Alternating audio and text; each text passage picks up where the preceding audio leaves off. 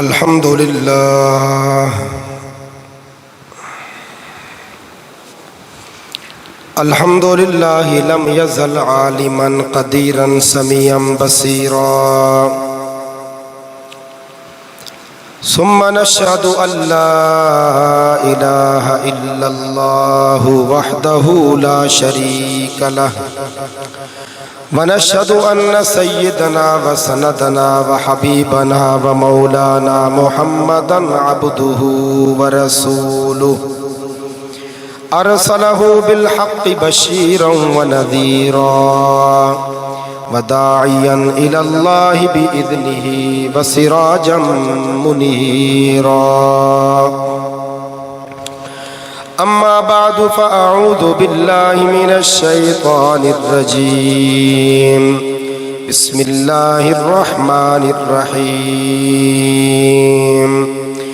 يا أيها الذين آمنوا استعينوا بالصبر والصلاة إن الله مع الصابرين صدق الله العظيم. درود پاک پڑھ لیں جی. اللهم صل على محمد وعلى آل محمد كما صليت على إبراهيم وعلى آل إبراهيم إنك حميد مجيد. اللهم بارك على محمد وعلى آل محمد كما باركت على إبراهيم وعلى آل إبراهيم إنك حميد مجيد.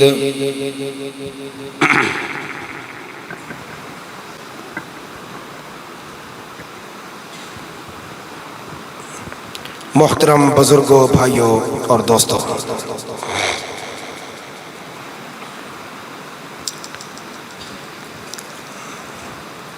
حسب ترتیب سابق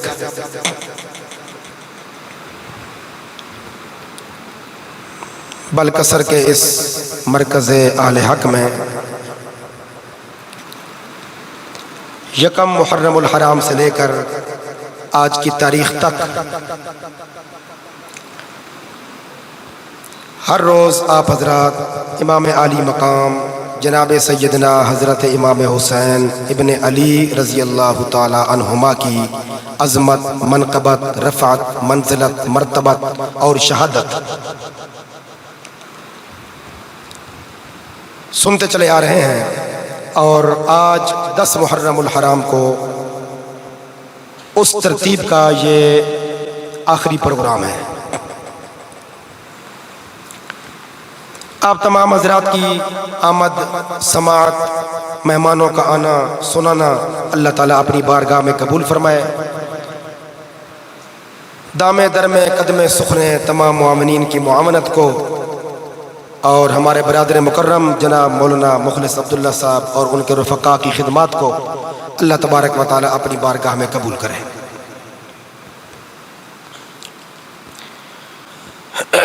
دوستو،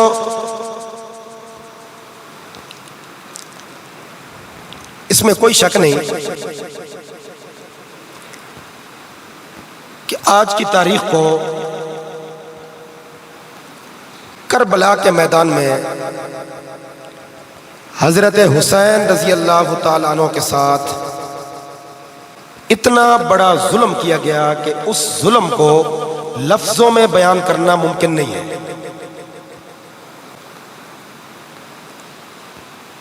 ظالموں کے متعلق ایک عام مسلمان کے دل میں بھی نفرت کے جذبات کیا ہیں، ان جذبات کو بیان کرنا بھی ممکن نہیں.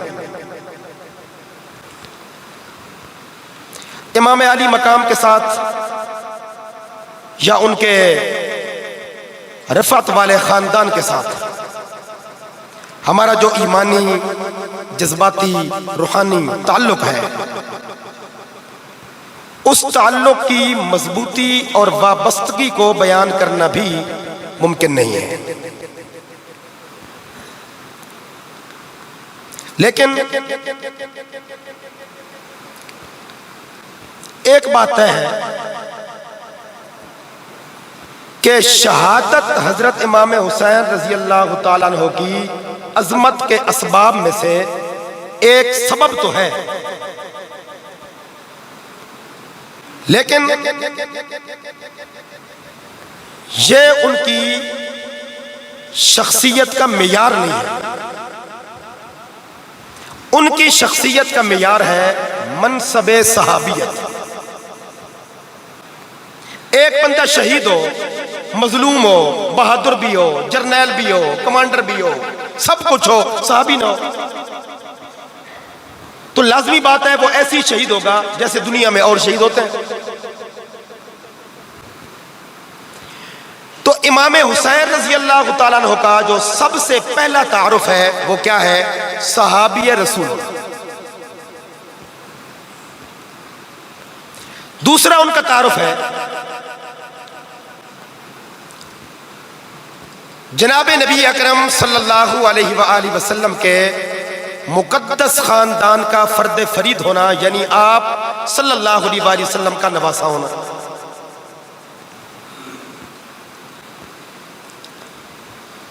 ہم یہ دیکھتے ہیں کہ شیر خدا حضرت علی المرتضیٰ رضی اللہ تعالیٰ عنہ کو اللہ کریم نے بڑے مقامات اور بڑی عظمتیں بخشی ہیں. مثال کے طور پہ حضرت علی رضی اللہ تعالیٰ عنہ خاندان بنو ہاشم سے تعلق رکھتے ہیں، یعنی نبی علیہ الصلوۃ والسلام کا خاندان جو اصل سے چلا آ رہا تھا. انسان کی دو ہی چیزیں ہوتی ہیں نا، یا اصل یا نسل. ہمارے جو آباء و اجداد ہے وہ کیا ہے؟ اصل. اور آگے جو ہماری اولاد ہے وہ کیا ہے؟ نسل. تو ہر انسان کی ایک اصل ہوتی ہے، ایک نسل ہوتی ہے. حضرت علی رضی اللہ تعالیٰ عنہ کی جو اصلیت ہے وہ کیا ہے؟ بنو ہاشم. یعنی جو دادا نبی اکرم صلی اللہ علیہ وآلہ وسلم کا ہے وہی دادا حضرت شیر خدا علی المرتضیٰ کا ہے. اصلیت تو ایک ہے اور یہ بڑی شان ہے. دوسرے نمبر پہ حضرت علی رضی اللہ تعالیٰ عنہ مومن کامل ہے. نمبر 3 حضرت علی رضی اللہ تعالیٰ عنہ صحابی رسول ہے. نمبر 4 حضرت علی رضی اللہ تعالیٰ عنہ عام صحابی نہیں بلکہ مہاجر صحابی. والسابقون الاولون من المہاجرین والانصار والذین اتبعوہم بإحسان. صحابیوں کی 3 کیٹیگریاں اللہ پاک نے قرآن مجید کے اندر بیان کی ہیں. یا مہاجر ہوگا صحابی مہاجر، یا صحابی ہوگا انصاری، یا صحابی نہ مہاجر ہوگا نہ انصاری ہوگا. یعنی فتح مکہ کے بعد جس نے اسلام قبول کیا یا اس نے کلمہ پڑھا یا وہ پیدا ہوا وہ صحابی تو ہے لیکن نہ مہاجر ہے نہ انصاری. حضرت علی رضی اللہ تعالیٰ عنہ کو اللہ پاک نے یہ شرف بخشا. خاندان بنو ہاشم میں سے بھی ہیں، مومن کامل بھی ہیں، صحابی رسول بھی ہیں، مہاجر صحابی ہیں، خلافت موعودہ کے چوتھے تاجدار بھی ہیں. یعنی وہ خلافت جس کا اللہ کریم نے قرآن پاک کے اندر وعدہ کیا، اس ترازو اور اس معیار کے اوپر جو لوگ ایک ایک کر کے آتے گئے اور اس ترازو پہ تلتے گئے اور اس معیار پہ پورا اترتے گئے، ان پورا اترنے والوں میں جو چوتھا نام ہے وہ کس کا ہے؟ شیر خدا حضرت علی کا رضی اللہ تعالی. یہ تو ہے اصل. آگے جو ہے نسل، اس نسل کے اندر حکم تو ہے اللہ تعالیٰ کا، لیکن عالم اسباب میں کن کن لوگوں کا کردار ہے جنہوں نے حضرت علی رضی اللہ تعالیٰ عنہ کے رشتے آپ کے بیٹوں کا خاندان نبوت کے اندر کروایا، اور پھر اس رشتے میں سے نبی علیہ الصلوۃ والسلام کی پاکیزہ اور مقدس اولادیں چلی، اور آج تک پوری دنیا کے اندر نبی علیہ الصلوۃ والسلام کی اولاد موجود ہے. یہ رشتے کروانے میں جن لوگوں کا کردار تھا وہ لوگ بھی اہل بیت کے خیر خواہ تھے کہ نہیں تھے؟ کیا خیال ہے؟ رشتے وہی کرواتے ہیں نا جو خیر خواہ ہوتے ہیں. جو خیر خواہ نہیں ہوتے وہ تو رشتے توڑواتے ہیں. آج کی نشست میں ہم نے تھوڑا سا اس پہلو پر بھی آپس میں غور کرنا ہے، بات کرنی ہے کہ خاندان نبوت کے ساتھ یہ رشتے کروانے میں، جڑوانے میں، مضبوط کرنے میں کن کن لوگوں کا کردار تھا، اور پھر ہم نے آج کی نسل کو، امت کو یہ دعوت فکر دینی ہے کہ یہ نبی علیہ الصلوۃ والسلام کی محبت کی چھتری کے نیچے صحابہ، اہل بیت، ازواج، بنات، داماد، سسرال، جتنے کے جتنے لوگ آباد تھے، یہ کل کے کل صحب ایمان تھے، اور ان سب کے ساتھ محبت کرنا ہمارے ایمان کا حصہ ہے، ہماری محبت کا تقاضا ہے۔ دیکھیے دوستو، جناب نبی اکرم صلی اللہ علیہ وآلہ وسلم کو اللہ نے کتنی بیٹیاں عطا کی؟ 4۔ ہم سب کا ایمان ہے۔ حضرت زینب، حضرت رقیہ، حضرت ام کلثوم، سید فاطمہ الزہرا رضی اللہ تعالی عنہم۔ آخری بیٹی کے نکاح کا جب وقت آتا ہے، سرکار دو عالم صلی اللہ علیہ وآلہ وسلم 3 بندوں کو بلاتے ہیں کہ بھائی آخری بیٹی کی رخصتی کرنی ہے، اس کی نسبت طے کرنی ہے، مجھے بتاؤ کہ میں یہ رشتہ کہاں کروں۔ ان میں سے ایک تو تھے حضرات ابو بکر و عمر۔ نبی علیہ الصلوۃ والسلام نے فرمایا ان لی وزیرین فی السماء ووزیرین فی الارض، اما وزیرا یا فی السماء فجبرائیل و میکائیل واما وزیرا یا فی الارض فابو بکر و عمر۔ اللہ نے مجھے 2 وزیر آسمانوں پر عطا کیے، 2 وزیر زمینوں پر عطا کیے۔ آسمان والے وزیروں میں سے ایک کا نام جبریل ہے، دوسرے کا نام میکائیل ہے۔ زمین والے وزیروں میں سے ایک کا نام ابو بکر ہے، دوسرے کا نام عمر ہے۔ تیسرے تھے حضرت عثمان ذو النورین، جن کے نکاح میں نبی علیہ الصلوۃ والسلام کی یکے بعد دیگرے 2 صاحبزادیاں آئیں، حضرت رقیہ اور حضرت ام کلثوم۔ بھائی آخری صاحبزادی ہے، ان کی نسبت طے کرنی ہے۔ آپ مشورہ دیں کہ میں اپنی آخری 4تھی بیٹی کا رشتہ کہاں کروں۔ یہ تینوں یار، ان تینوں کے نبی کے ساتھ رشتے تو آپ سب کو یاد ہوں گے۔ ابو بکر نبی کے سسر، حضرت عمر بھی نبی کے سسر، اور حضرت عثمان نبی کے دورے داماد۔ تو مشاورت اپنوں سے کی جاتی ہے نا۔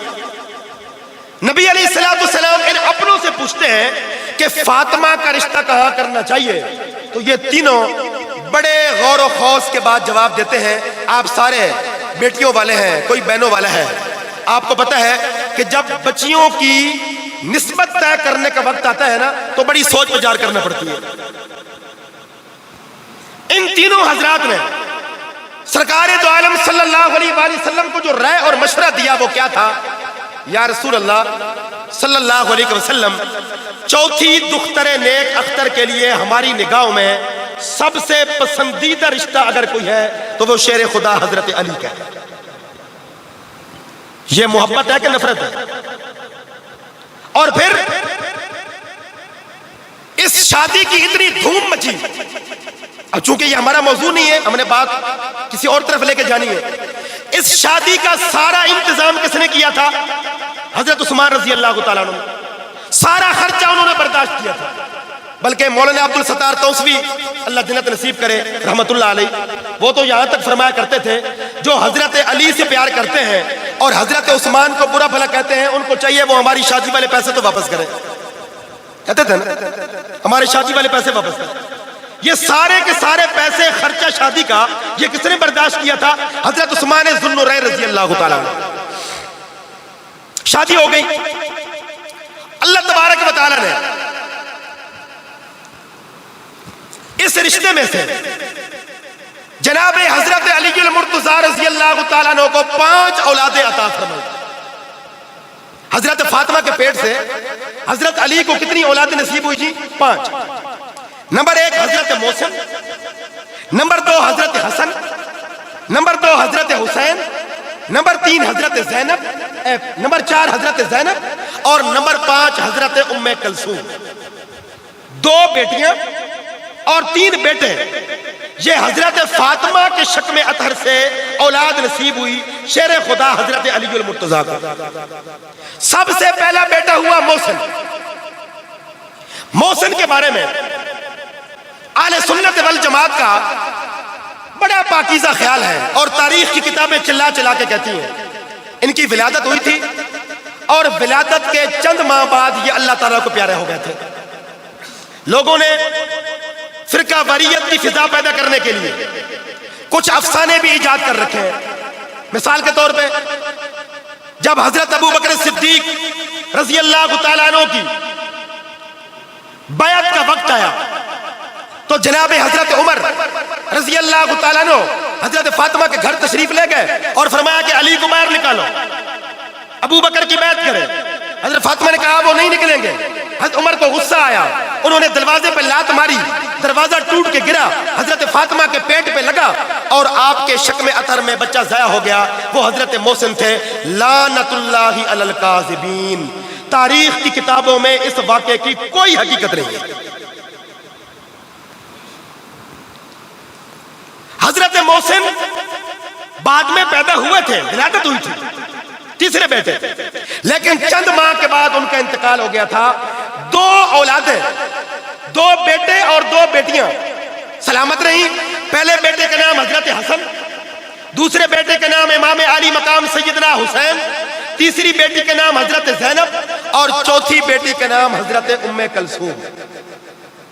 یہ بات تو سارے مانتے ہیں نا. یہ کل کا کل خاندان کس کا ہے؟ نبی علیہ الصلوۃ والسلام کا. اچھا اب دیکھیے اس وقت پوری دنیا کے اندر نبی علیہ الصلوۃ والسلام کی جو اولاد ہے وہ 2 قسم کی ہے. ممکن ہے اس مجمع کے اندر بھی ان 2 قسم کی اولادوں میں سے کچھ لوگ بیٹھے ہوں.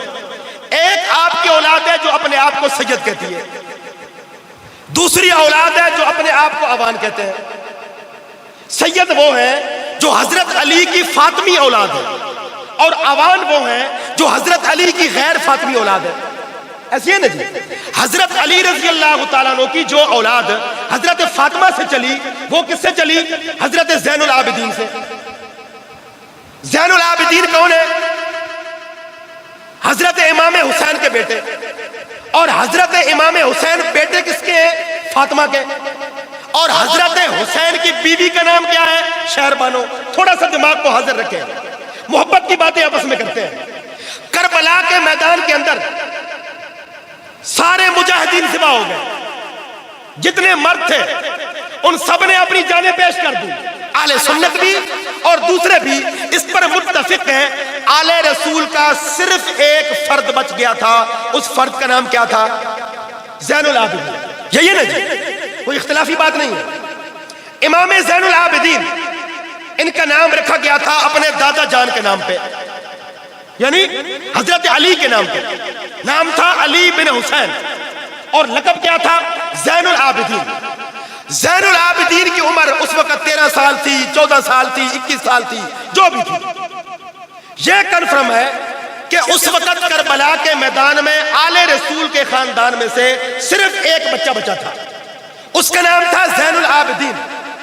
زین العابدین کے والد کا نام حسین، ماں کا نام شہر بانو. ماں کا نام کیا ہے؟ شہر بانو. آج پوری دنیا میں جتنے بھی سید ہیں یہ زین العابدین اور شہر بانو کی اولاد میں سے ہیں. اب ذرا انصاف سے بتائیے شہر بانو کا امام حسین سے نکاح کس نے کروایا؟ اب بول نہیں رہے میرے خیال میں. ہاں جی، شاید آپ چاہتے ہیں کہ کچھ سچی بات منہ سے، ہمارے منہ سے بھی نہیں نکل جائے. سچی بات نکلتی ہے جس کے منہ سے مستی میں فقیر مصلحت بھی سے وہ رند باد ہے خار. اچھا ہے جی. حضرت حسین کے ساتھ شہزادی شہر بانو کا جو نکاح ہوا وہ کس کی خلافت میں ہوا؟ حضرت عمر رضی اللہ تعالیٰ عنہ کا. نکاح پڑھانے والے حضرت عمر ہیں اور حضرت علی رضی اللہ تعالیٰ عنہ کی غیر فاطمی اولاد. اب ذرا آ جاؤ عوان. عوانوں کا دادا کون ہے؟ محمد بن حنفیہ. محمد بن حنفیہ یہ حضرت علی کی اولاد ہے اور ان کی ماں کا نام تھا خولہ حنفیہ. خولہ حنفیہ کا نکاح ہوا حضرت علی کے ساتھ. اس میں سے جو بچہ پیدا ہوا اس کا نام کیا ہے؟ محمد بن حنفیہ. یہ خولہ حنفیہ لونڈی ہے حضرت ابو بکر صدیق کی. کس کی لونڈی ہے؟ حضرت ابو بکر صدیق کی. حضرت ابو بکر صدیق نے اپنی اس لونڈی کے ساتھ نکاح کر دیا حضرت علی رضی اللہ تعالیٰ عنہ کا. اس میں سے جو بچہ پیدا ہوا وہ ہے محمد بن حنفیہ. آج پوری دنیا میں یا سید یا عوان یہ دونوں علی کی نسلیں ہیں. ایک فاطمی اولاد ہے, ایک غیر فاطمی اولاد ہے. حضرت علی کی فاطمی اولاد بھی اگر مرہون منت ہے تو حضرت عمر کی ہے, اور غیر فاطمی اولاد اگر مرہون منت ہے تو حضرت ابو بکر صدیق کی ہے. پتہ چلا مولا علی کی اولاد کا وجود ہی ابو بکر عمر کی وجہ سے. یہ نفرت ہے کہ محبت ہے؟ یہ جو رشتے ہو رہے ہیں, یہ جو آپس میں نکاح کیے جا رہے ہیں, اور یہ جو آپس میں محبت کی فضا پیدا کی جا رہی ہے, یہ اعتماد ہے کہ عدم اعتماد ہے؟ اعتماد ہے نا. تو پتہ چلا اہل بیت اور صحابہ کے درمیان آپس میں محبت تھی, نفرت نہیں تھی. شیر خدا سیدنا حضرت علی المرتضیٰ رضی اللہ تعالیٰ عنہ کا ایک قول موجود ہے, شاہ ولی اللہ رحمت اللہ علیہ ازالت الخفا میں لے کر ہے.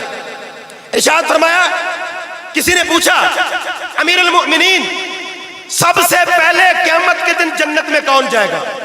شیر خدا علی المرتضیٰ رضی اللہ تعالیٰ عنہ نے فرمایا, اس ذات کی قسم جس نے گندم کا دانہ پیدا کیا, نبی کی امت میں سب سے پہلے قیامت کے دن دو بندے جنت میں داخل ہوں گے, ایک کا نام ابو بکر ہوگا, دوسرے کا نام عمر ہوگا. پوچھنے والے نے کہا امیر المؤمنین کیا آپ سے بھی پہلے جنت میں جائیں گے؟ فرمایا اللہ کی قسم لَيَدْخُلَانِهَا قَبْلِي, ابو بکر و عمر مجھ سے بھی پہلے جنت الفردوس میں داخل ہو. شیر خدا حضرت علی المرتضیٰ رضی اللہ تعالیٰ عنہ کو اللہ پاک نے یہ 5 اولادیں عطا فرمائی, حسن, حسین, محسن, زینب اور ام کلثوم. یہ جو زینب ہے ان کا نکاح کس کے ساتھ ہوا؟ حضرت عبداللہ بن جعفر کے ساتھ. عبداللہ بن جعفر کون ہے؟ جعفر طیار کے بیٹے. جعفر طیار کون ہے؟ ابو طالب کے بیٹے. ابو طالب کون ہے؟ علی کا باپ. جعفر طیار علی آپس میں کیا لگے؟ سگے بھائی. آپس میں کیا لگے؟ سگے بھائی. حسین بیٹا ہے علی کا اور عبداللہ بن جعفر بیٹا ہے جعفر طیار کا. آپس میں کیا لگے؟ چچا صاحب آسان سے رشتے ہیں نا, چچا کے بیٹے ہیں نا. اچھا ایک تو یہ رشتہ ہو گیا. دوسرے نمبر پہ حضرت حسین رضی اللہ تعالیٰ عنہ کی بہن حضرت علی رضی اللہ تعالیٰ عنہ کی بیٹی حضرت زینب کا نکاح ہو گیا عبداللہ بن جعفر کے ساتھ. اب عبداللہ بن جعفر کے حضرت حسین سے 2 رشتے بن گئے. نمبر 1 چچا زاد بھائی, اور نمبر 2 بہنوئی. جس کے نکاح میں بہن ہو وہ بہنوئی ہوتا ہے نا. اب عبداللہ بن جعفر یہ حضرت حسین کے چچا زاد بھائی بھی ہیں اور کیا ہیں؟ بہنوئی بھی ہیں. جس وقت کربلا کا سانیہ پیش آیا, توجہ, حضرت امیر معاویہ رضی اللہ تعالیٰ عنہ نے اپنی ثواب دید پر نیک نیت کے ساتھ اپنے بیٹے کو ولی عہد مقرر کر دیا. نتیجے کے اعتبار سے یہ فیصلہ درست ثابت نہ ہوا. اس لیے وَلِلَّهِ عَاقِبَةُ الْأُمُورِ, ہم سب کا عقیدہ ہے نتیجوں کو جاننے والا کون ہے؟ اللہ ہے نا. اگر نتیجوں کو حضرت حسین جانتے ہیں وہ بچوں کو لے کر کوفہ نہ جاتے. اگر نتیجے کو حضرت حسین جانتے وہ عورتوں کو لے کر کوفہ نہ جانتے. پتہ چلا انسان تدبیر کرتا ہے, اللہ تقدیر کا فیصلہ کرتا ہے. بندوں کی تدبیریں مغلوب ہوتی ہیں اور اللہ کی تقدیر غالب آتی ہے. جس وقت امام حسین رضی اللہ تعالیٰ عنہ نے کوفہ جانے کا فیصلہ کیا کہ بھائی ہم نے ابو بکر صدیق کی خلافت کو مانا, عمر کی خلافت کو مانا, عثمان کی خلافت کو مانا, علی کی خلافت کو مانا, حسن کی خلافت کو مانا, اور ہم نے امیر معاویہ رضی اللہ تعالیٰ عنہ کے 20 سالہ اقتدار کو مانا, لیکن یزید جیسے فاسق اور فاجر کو خلیفہ اور بادشاہ ماننے کے لیے تیار نہیں. تو خط لکھنے والے کون تھے؟ کوفہ والے. اور خط کتنے لکھے؟ 12,000. ان خطوط کے اندر انہوں نے یہ نہیں کہا تھا کہ آپ آئیں ہم آپ کو حکومت دیتے ہیں، انہوں نے کہا تھا آپ کی طرح ہم بھی یزید کو حکمران ماننے کے لیے تیار نہیں، خلیفہ ماننے کے لیے تیار نہیں، آپ تشریف لائیے، ہم آپ سے کوئی مشاورت کرتے ہیں۔ حضرت علی رضی اللہ تعالیٰ عنہ کے یہ فرزند ارجمند جناب حضرت امام علی مقام سیدنا حسین رضی اللہ تعالیٰ عنہ کوفہ جانے کے لیے صحابہ کرام سے مشورہ لیتے ہیں۔ توجہ، مجھے کوفہ جانا چاہیے کہ نہیں؟ 4 صحابہ سامنے آتے ہیں، سختی سے کہتے ہیں حسین کوفہ جانے کا ارادہ ترک کر دیں، آپ نے کوفہ نہیں جانا۔ اللہ کی شان، یہ روکنے والے چاروں کے چاروں عبداللہ نام کے تھے۔ نمبر 1 عبداللہ بن عمر، نمبر 2 عبداللہ بن عباس، نمبر 3 عبداللہ بن زبیر، نمبر 4 عبداللہ بن جعفر۔ کون عبداللہ بن جعفر؟ حسین کا بہنوئی۔ کون عبداللہ بن جعفر؟ حسین کا چچا زاد۔ کون عبداللہ بن جعفر؟ ابو طالب کا پوتا۔ کون عبداللہ بن جعفر؟ علی کا بھتیجا۔ کون عبداللہ بن جعفر؟ جعفر طیار کا بیٹا۔ جو لوگ کہتے ہیں صحابہ نے حسین کو اکیلا چھوڑ دیا، کیا وہ جواب دیں گے یہاں سگا بہنوئی بھی چھوڑ گیا؟ تو آپ کیا کہیں گے کہ ان کے دل میں کوئی نفرت تھی حسین کی؟ نہیں نہیں نہیں نہیں، ہر ایک نیک نیتی کی بنیاد پہ مشورہ دے رہا تھا۔ حسین کا جانا بھی نیک نیتی پر مبنی تھا اور روکنے والوں کا روکنا بھی نیک نیتی پر مبنی تھا۔ عبداللہ بن عمر، عبداللہ بن عباس، عبداللہ بن زبیر، عبداللہ بن جعفر، اللہ کی شان دیکھیے۔ حضرت حسین کو کربلا کوفہ جانے سے روکنے والے کتنے صحابہ ہیں؟ بڑے 4، اور چاروں کے چاروں کا نام کیا ہے؟ عبداللہ۔ ان میں سے ایک کا نام سنیے، جناب حضرت عبداللہ بن عمر۔ حضرت عمر رضی اللہ تعالیٰ عنہ کے سگے بیٹے ہیں، صحیح بخاری میں ان کی روایت موجود ہے۔ کربلا کے سانے کے بعد، کربلا کا سانیہ ہو چکا تھا، اس کے بعد حج کا زمانہ آیا۔ صحیح بخاری کے اندر مناقب حسن و حسین رضی اللہ تعالیٰ عنہما میں کتاب الفضائل کے اندر یہ روایت موجود ہے۔ کوفہ اور عراق کے رہنے والے کچھ لوگوں نے سوال کیا عبداللہ بن عمر سے، اے عبداللہ بن عمر، آپ فقیہ صحابی ہیں، عظمت والے صحابی ہیں، یہ بتائیے احرام کی حالت میں اگر احرام کے اوپر مچھر یا مکھی کا خون لگ جائے، احرام باندھنے والا حالت احرام میں مکھی کو مار دے یا مچھر کو مار دے، اس پہ دم پڑتا ہے کہ نہیں پڑتا؟ کیا مسئلہ پوچھا؟ حاجی لوگ احرام کی حالت میں ہیں، حالت احرام میں اگر کوئی مکھی مار دیتا ہے، مچھر مار دیتا ہے، اس کے لیے شرعی مسئلہ کیا ہے؟ حضرت عبداللہ بن عمر کی چیخ نکل گئی۔ فرمایا پوچھنے والا کون ہے؟ کیا عراقی حاجی ہے؟ فرمایا عراق والوں، مکھی اور مچھر کے مارنے کے مسئلے پوچھتے ہو اور نبی کے نواسے کو کربلا کے اندر مار دیا، تم پر جوں تک نہیں رینگی؟ نبی کے نواسے کو مار دیا، مسئلہ نہیں پوچھا۔ نبی کے نواسے کو ذبح کر دیا، مسئلہ نہیں پوچھا، اور آج مسئلہ پوچھ رہے ہو کہ احرام کی حالت میں اگر کوئی مکھی کو مار دے یا مچھر کو مار دے تو شرعی مسئلہ کیا ہے؟ عبداللہ بن عمر رو پڑے۔ پوچھنے والے نے پوچھا، یا حضرت آپ نے بڑا صدمہ لیا دل پہ، وجہ کیا ہے؟ عبداللہ بن عمر کے الفاظ سنیے۔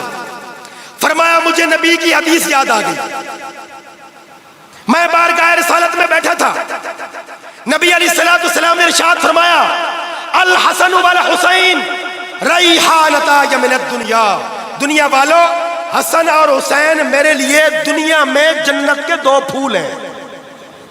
جس طرح پھول کو سونگھ کر انسان کے مشام جاں نہال ہو جاتے ہیں، طبیعت کے اندر خوشگواری آ جاتی ہے، طبیعت کھل جاتی ہے، کھل جاتی ہے، حسن و حسین کو دیکھ کر محمد کی طبیعت کھل جاتی ہے۔ الحسن والحسین ریحانتا من الدنیا، یہ عبداللہ بن عمر جو اس حدیث کے راوی ہیں، کہ میں نے جناب رسول اللہ صلی اللہ علیہ وآلہ وسلم کی زبان اقدس سے بذات خود یہ الفاظ سنے. وہ عبداللہ بن عمر کہہ رہے ہیں اے حسین کوفہ جانے کا خیال ترک کر دیں, کوفہ نہ جائیں. یا حضرت وہ کیوں؟ فرمایا کوفہ کے لوگوں کا خبث باطنی, ان کے اندر کی نجاست بڑی خطرناک ہے. یہ دکھاتے کوئی ہیں, مارتے کوئی ہیں. یہ نعرہ کوئی لگاتے ہیں اور ان کی ہمدردیاں کسی اور کے ساتھ ہوتی ہیں. کل ہی انہوں نے آپ کے والد کو ذبح کر دیا تھا, آپ کے بھائی کو شہید کر دیا تھا. ہمیں لگتا ہے یہ کوفہ والے آپ کے ساتھ بھی ہاتھ کر لیں گے, لہذا آپ ان کی دعوت قبول نہ کریں. جناب حضرت عبداللہ بن عباس رضی اللہ تعالیٰ عنہ, ان کے بارے میں علامہ شمس الدین ذہبی نے اپنی کتاب تاریخ اسلام کے اندر لکھا, حضرت عبداللہ بن عباس نے جو یہاں تک کہہ دیا اے حسین اگر آپ کا سر پکڑ کے بھی روکنا پڑتا اور آپ مجھے اجازت دیتے میں آپ کا سر پکڑ کے روک لیتا. مجھے نظر آ رہا ہے کوفہ والے آپ کے ساتھ غداری کریں. یہ روکنے والے مخلص تھے کہ نہیں تھے؟ اور عبداللہ بن زبیر,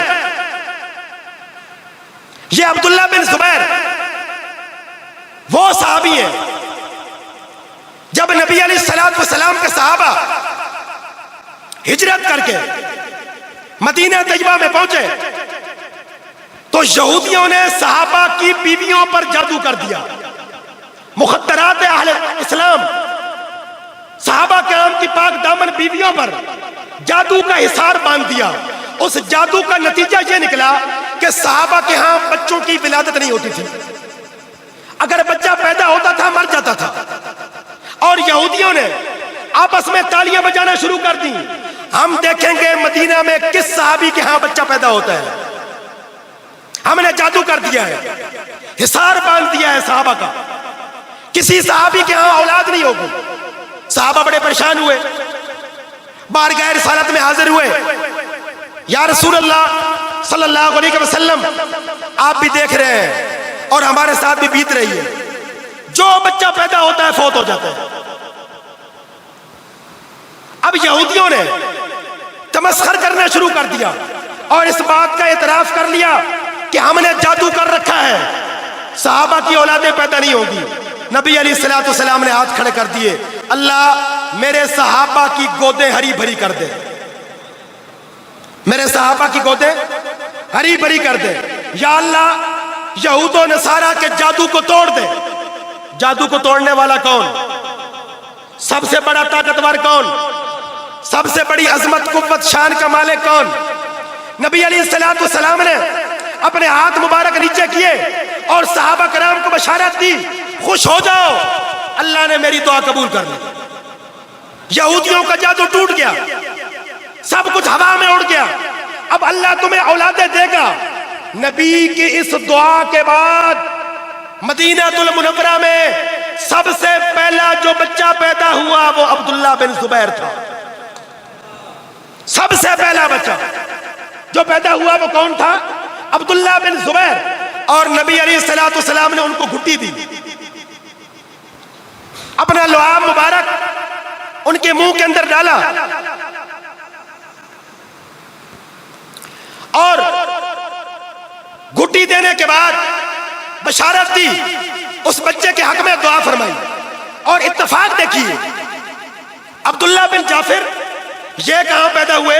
حبشہ کے اندر.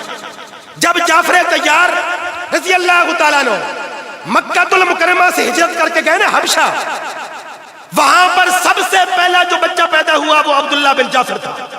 اور اللہ کی شان, جس دن عبداللہ پیدا ہوئے اسی دن نجاشی بادشاہ کا بیٹا پیدا ہوا. دونوں ایک رات میں پیدا ہوئے, عبداللہ بن جعفر بھی اور نجاشی کا بیٹا بھی. جب جعفر طیار رضی اللہ تعالیٰ عنہ نجاشی بادشاہ کی مجلس میں گئے, اسلام کی دعوت دی, قرآن پاک پڑھ کے سنایا اور باتوں باتوں میں ذکر چلا کہ رات کو اللہ نے مجھے بیٹا دیا ہے. نجاشی نے کہا اللہ نے مجھے بھی بیٹا دیا ہے. نجاشی نے کہا آپ نے بیٹے کا نام کیا رکھا؟ جعفر طیار نے کہا عبداللہ. توجہ ہے جی, حکمت دیکھیے. آپ نے بیٹے کا نام کیا رکھا؟ جعفر طیار نے کہا عبداللہ. نجاشی نے کہا میں بھی بیٹے کا نام رکھتا ہوں عبداللہ. عیسائیوں نے کہا بادشاہ سلامت آپ کیا کر رہے ہیں؟ عبداللہ نام نصارہ میں نہیں چلتا, عیسائیوں میں نہیں چلتا. جعفر طیار نے کہا خدا کے بندو, قرآن کہتا ہے عیسیٰ علیہ السلام نے اپنا نام بتایا ہی عبداللہ ہے. فاشارت الی قالوا کیف نکلم من کان فی المہد صبیا قال انی, آواز سے بولیے, قال انی. عبداللہ نام ہے پیغمبر کے باپ کا, عبداللہ نام ہے جناب جعفر طیار کے بیٹے کا, عبداللہ نام ہے زبیر کے بیٹے کا, عبداللہ نام ہے حضرت عباس کے بیٹے کا, عبداللہ نام ہے حضرت عمر کے بیٹے کا, عبداللہ نام ہے نجاشی کے بیٹے کا. یہ کڑیاں محبتوں والی مل رہی ہیں کہ نہیں؟ یہ پیدا ہو رہے ہیں 2 ہجری کو. 7 ہجری میں جناب جعفر طیار رضی اللہ تعالیٰ عنہ حبشہ سے ہجرت کر کے پہنچے مدینہ المنورہ. 2 سال کے بعد غزوہ موتہ میں شہید ہو گئے. نبی کے کل صحابہ میں, توجہ, نبی کے کل صحابہ میں 2 بچے ایسے تھے جن کی عمریں 4-4, 5-5 سال کی تھی, اور نبی نے ان کی بیعت کرتے ہوئے ہنسی اور مسکراہٹ کا اظہار فرمایا, اور فرمایا ان بچوں کی بیعت لے کر مجھے خوشی ہو رہی ہے. وہ بچے کون تھے؟ ایک عبداللہ بن زبیر تھا, ایک عبداللہ بن جعفر تھا. اب یہ عبداللہ بن جعفر رضی اللہ تعالیٰ عنہ یہ بھی روکنے والوں میں شامل ہے. اچھا, پہلے بتایا گیا تھا نا ان کے نکاح میں کون ہے؟ حضرت زینب شریکت الحسین. اب سوچنے کی بات ہے, حضرت علی کی باقی رہنے والی کتنی اولادیں؟ 4, 2 بیٹے 2 بیٹیاں. بیٹے کا نام حسن, دوسرے کا نام حسین. او اہل سنت, او بھولے بھالے سنیو, یہ پاکیزہ نام یاد بھی رکھا کرو اور اپنے بچوں کے نام بھی ان کے نام پہ رکھا کرو. اللہ رکھنے کی توفیق دے. ہے جی, جناب نبی اکرم صلی اللہ علیہ وآلہ وسلم کی نسل پاک کے اندر یہ پاکیزہ بچے 4, حسن, حسین, زینب, ام کلثوم. دوستو, زینب کا نکاح ہو گیا عبداللہ بن جعفر کے ساتھ. محبت کی محفل ہے, محبت کا موقع ہے, مسجد کا ماحول ہے اور سارے پرعمل لوگ ہیں. ذرا بتائیے, علی کی ایک بیٹی زینب کا رشتہ تو ہو گیا عبداللہ بن جعفر کے ساتھ, دوسری بیٹی ام کلثوم کا رشتہ کس سے ہوا؟ جی آپ ڈھیلے پڑ گئے, زور میں لگا رہا ہوں اور آواز آپ کی نہیں نکل رہی. کس کے ساتھ جی؟ جن کو پتا ہے وہ تو بولے نا. حضرت عمر کے ساتھ. علی کے کتنے داماد؟ ایک عبداللہ بن جعفر, دوسرا عمر فاروق. میٹھا میٹھا حب حب کڑوا کڑوا تھو تھو. جب بات آتی ہے عبداللہ جعفر کی آپ کی گردنیں جھک جاتی ہیں. جب بات آتی ہے حسن و حسین کی آپ کی گردنیں جھک جاتی ہیں. جب بات آتی ہے مولا علی کی آپ کی گردنیں جھک جاتی ہیں.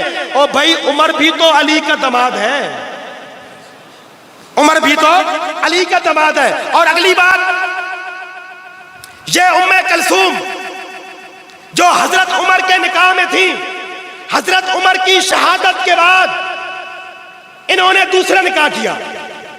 جب حضرت عمر شہید ہو گئے تو اس خاتون نے, حضرت علی کی بیٹی نے دوسرا نکاح کیا.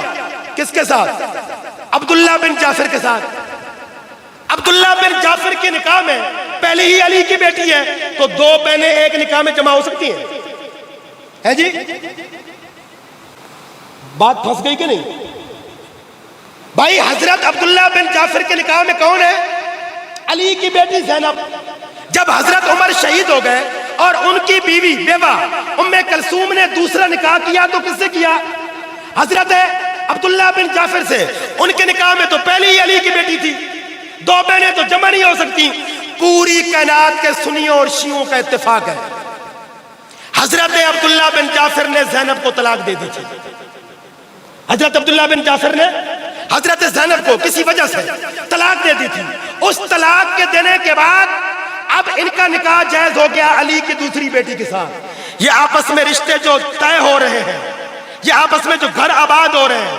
اور پھر جس وقت امام حسین رضی اللہ تعالیٰ عنہ مکہ المکرمہ سے چلے, مکہ المکرمہ سے چل کے کوفہ کے روٹ پہ گئے, آپ کے ساتھ ان چاروں صحابہ میں سے کوئی بھی نہیں تھا, کیونکہ یہ روکنے والے تھے.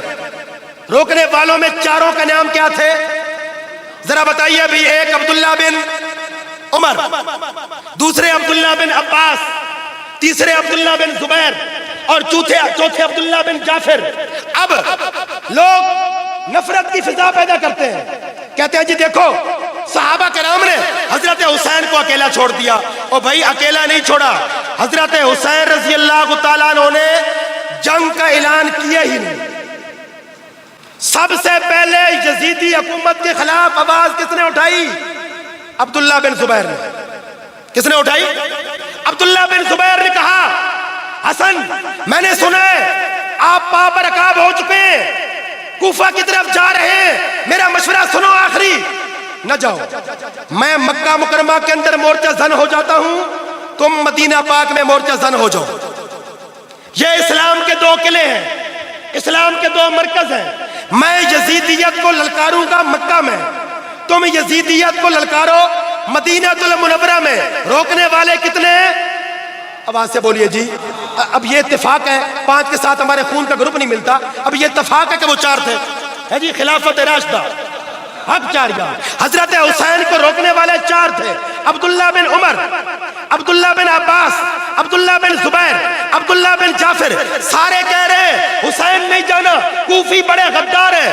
عبداللہ بن عمر نے تاریخی بات کہی, بڑے زیرک صحابی, بڑے بصیرت والے صحابی, انہوں نے تاریخی الفاظ کہے. بس وہ الفاظ ذہن میں رکھیں, آپ کبھی نہ بھولیں, تو انشاءاللہ کربلا کا پورا فلسفہ سمجھ میں آ جائے گا. عبداللہ بن عمر نے کہا تھا حسین تم جانے کی تدبیر کر رہے ہو, ہم روکنے کی تدبیر کر رہے ہیں.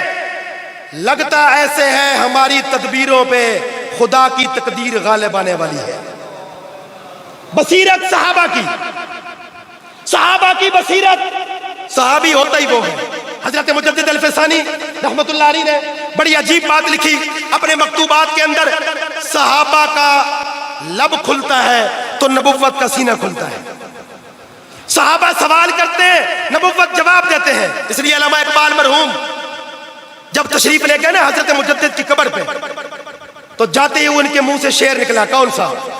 حاضر ہوا میں شیخ مجدد کی لحد پر, وہ خاک کے ہے زیر فلک مطلع انوار, اس خاک کے ذروں سے شرمندہ ہے ستارے, اس خاک میں پوشیدہ ہے وہ صاحب اسرار.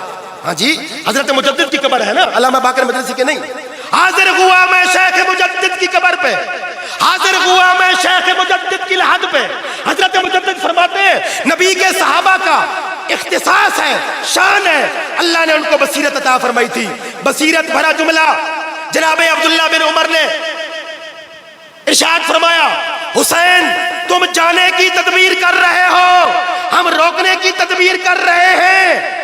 لگتا ایسے ہے تقدیر ہماری تدبیروں پہ غالب آنے والی ہے. وَلِلَّهِ عَاقِبَةُ الْأُمُورِ, بے شک اللہ کی تقدیر ہی غالب آتی ہے. حسین گئے, حسین کا جانا برحق, صحابہ نے روکا, صحابہ کا روکنا بھی برحق. حسین گئے, جا کے شہادت کو گلے لگا لیا. شہادت نعمت ہے, مصیبت نہیں. شہادت ایک ورثہ ہے محمد کے گھرانے کا, شہادت ہے ایک ورثہ ہے محمد کے گھرانے کا, ایک نیا عنوان ہے حق و باطل کے فسانے کا. شہید عشق ہی جانتا ہے اسرار محبت, وگرنہ کون جانتا ہے سلیقہ سر کٹانے کا. سر کٹانے کا سلیقہ سیکھنا ہو آل رسول سے پوچھئے, امام حسن حسین سے پوچھئے. ہمارا ایمان ہے دوستو, شہادت نعمت ہے, مصیبت نہیں.